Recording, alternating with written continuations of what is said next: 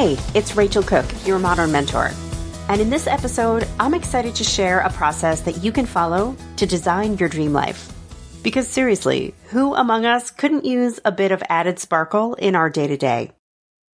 In the earliest days of my business, I wasn't so much running toward a passion or purpose, but I was running away from my disengaging full-time job. And that absence of purpose, it scared me. This was the next phase of my life, and I wanted it to be infused with intention. Also, I had no idea how to achieve this. And then one day, browsing aimlessly in a bookstore, which, by the way, is a tactic I recommend anytime you're struggling with literally anything, I stumbled on a book called Designing Your Life: How to Build a Well-Lived, Joyful Life by Bill Burnett and Dave Evans. At first glance, it sounded a little squishy, but I noticed the book is based on a course of the same name authored by two professors who famously teach it at Stanford University, an institution not really known for its squishiness. So I grabbed it. Its purpose is to help you answer this question. Can we apply design thinking to the wicked problem of designing your job, your career, and even your life? Evans and Burnett believe we can. Design thinking is a means of user-centered design. It's about designing not the best outcome, but rather the best path for a particular user. In this case, the user is you. Today, I'll introduce you to the 5 phases of the design thinking process and how Burnett and Evans would encourage you to harness it in designing your ideal life. Whether you're on a quest for joy, change, or a fresh start, welcome to your new beginning. Phase 1, empathize. Design thinking begins with empathy because you can only design for a user you understand. And since you are the user, this phase is about self-awareness. So how can you get to know you a little bit better?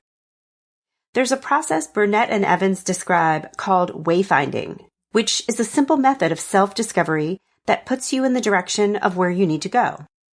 Through wayfinding, you'll discover which activities engage you, or leave you feeling inspired and in the zone, and which sap your energy. The process is simple. Keep a journal.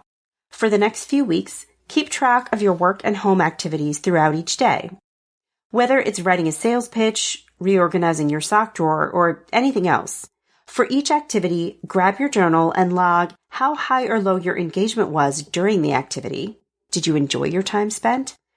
And how you felt afterwards. Energized or exhausted, positive or negative. This process will reveal some important information about you.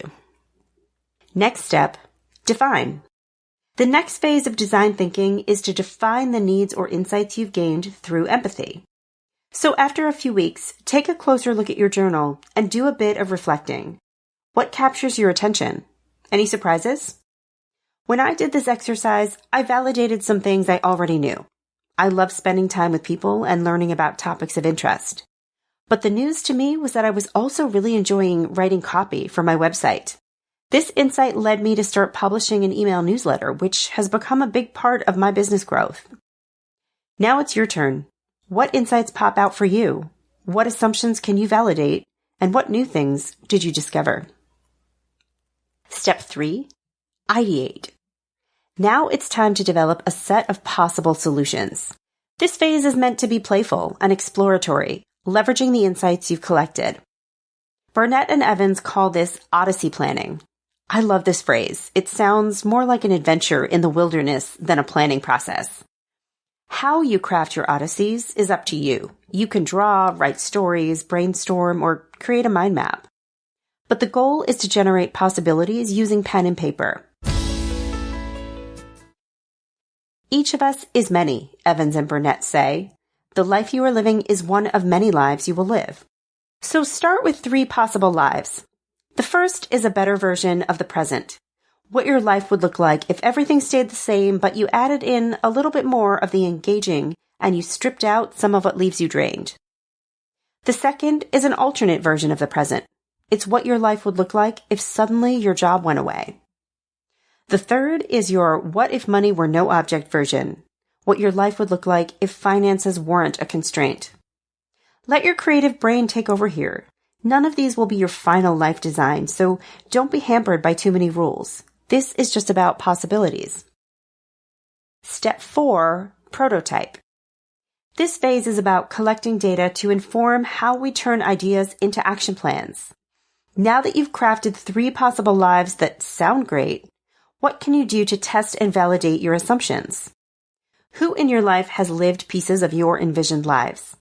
If one odyssey involves you opening a restaurant or becoming a stay-at-home parent or launching a side hustle, who do you know who has done these things? Find and interview people who you trust to share the good, the bad, and the ugly of their experience. Arm yourself with as much information as you can so you can ultimately make informed choices about how to move forward. And finally, test. The most valuable thing I learned while going through this life design process was that change doesn't need to be wholesale. You don't have to throw one life out and take on another. You can take just one step at a time. Here's where you put your insights, your possibilities, and your data into a blender and take a small sip of that smoothie that emerges. Maybe in your current job, you spend a lot of time in meetings that drain your energy. This doesn't mean you have to quit your job or boycott meetings. But can you craft a small experiment in which you opt out of one meeting per week and replace it with something that really lights you up? Go back and check your journal to find the things that make you the happiest. This was my approach. I didn't throw my business out, but I started turning up the dial on things I believed would make me happy, choosing different clients, saying no to certain projects, and yes to others. If I was right, I kept going. If I was wrong, everything was reversible because I was doing this in small steps rather than giant leaps. This process can be fun and invigorating. The beauty of human-centered design is that there's no right answer. The only outcome has to be one that lifts you up. And now it's your turn. Are you ready to build a life you love? Have a question I can answer? Check out all the links in my bio for ways you can reach me. You can also visit my website at leadabovenoise.com or follow me on the Modern Mentor podcast page on LinkedIn, where I share exclusive tips, videos, and musings. Join me next week for an episode all about grit and how to show more of it at work. Until then, thanks so much for listening and have a successful week.